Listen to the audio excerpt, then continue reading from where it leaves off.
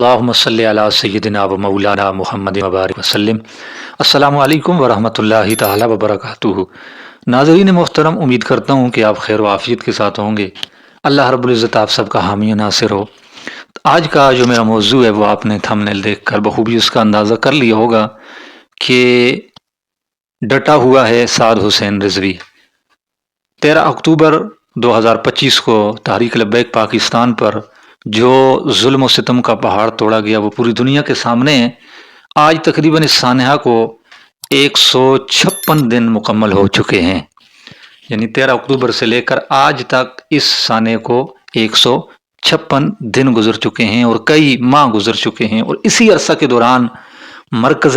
غیرت و حمیت، مرکز اہل سنت و جماعت،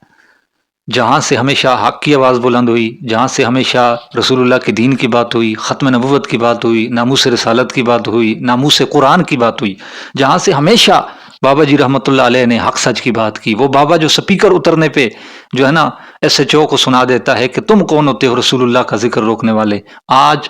156 دن ہو گئے اس مسجد کے اندر نہ نماز ہو سکی، نہ جماعت ہو سکی، نہ جمعہ ہو سکا، نہ اب بابرکت مہینہ رمضان المبارک کا رہا، اس میں جو ہے وہ وہاں پر نماز تراویح ہوتی تھی، خود بابا جی علیہ رحمہ سناتے تھے، اس کے بعد ان کے بیٹے، کچھ بھی نہیں ہو سکا، سب کچھ بند کر دیا۔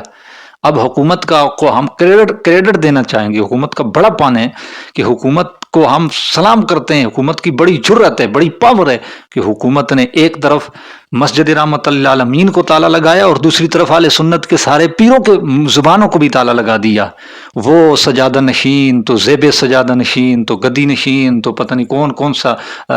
پیر اور کون کون سے علامہ اور مفتی اعظم فلاں فلاں، یہ سب لقب لینے والے، اہل سنت کو لوٹنے والے، اہل سنت کے جیبوں کے اوپر ڈاکہ ڈالنے والے، اہل سنت سے جو ہے نا فہم حاصل کرنے والے، جنہوں نے دین کے نام پہ سب کچھ حاصل کیا۔ آج جب دین پہ پہرا دینے کا وقت آیا تو آج حکومت نے کئیوں کو تو 25,000 دے کر ان کے جو ہے نا زبانوں پر تالے لگا دیے، اور کئیوں کو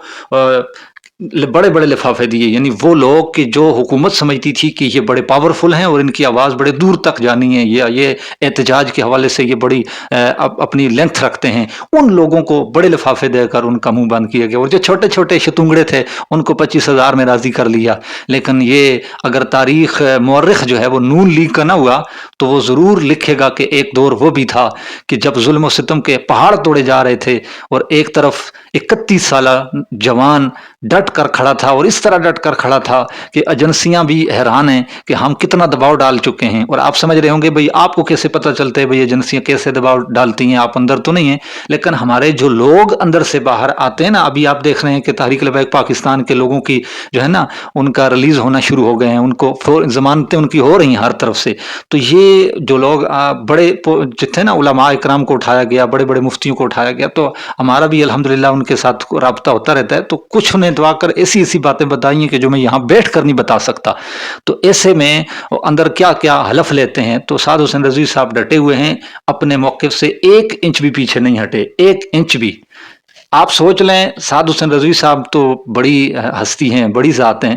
ان کی کیا بات ہے، وہ تو لیڈر ہیں، ان کے ادنا سا ادنا کارکن ڈیل کے لیے تیار نہیں ہے۔ چھوٹے چھوٹے کارکنوں کو گرفتار کیا گیا، چھوٹے چھوٹے مدرسے کے بچوں کو گرفتار کیا گیا، ان کے اوپر دباؤ ڈالا گیا کہ تم سعد حسین رضوی کے بارے میں ہمیں بیان دے دو کہ بھئی وہ دہشت گرد ہے۔ اوے چھوڑو، مردوں کی بھی بات چھوڑو، عورتوں سے کہا گیا کہ تم بیان دو، عورت کسی نے بیان نہیں دیا آج تک۔ تو یہ اس بات کی دلیل ہے کہ حق ہمیشہ ابھر کر سامنے آتا ہے، اور اس کے نتائج انشاءاللہ بڑے بڑے ثمرات اس کے ہوں گے۔ وہ کہتے ہیں نا صبر کا پھل میٹھا ہوتا ہے، انشاءاللہ جتنا یہ دبانے کی کوشش کر رہے ہیں اتنا یہ ابھر کر آ رہی ہے۔ لیکن آپ احباب سے جو اپیل میں نے کرنی ہے، جس بات کے لیے یہ میں ساری تمہید باندھ کے آیا ہوں، کہ آپ احباب نے سوشل میڈیا کو نہیں چھوڑنا۔ یہ سوشل میڈیا ایسا ہے نا کہ آپ D G I S P R کے بیان سن لیں کہ ان کو بھی بڑا خوف ہے۔ اس وقت پی ٹی آئی کے ساتھ جو کچھ نہ کچھ اچھا سلوک کر رہے ہیں نا، جو کہتے ہیں نا دکھلاوے کے لیے، لیکن یہ صرف اس وجہ سے کہ سوشل میڈیا ان کا مضبوط ہے۔ جب آپ سوشل میڈیا کو مضبوط کریں گے، اپنا سوشل میڈیا مضبوط کریں، کیونکہ ہمیں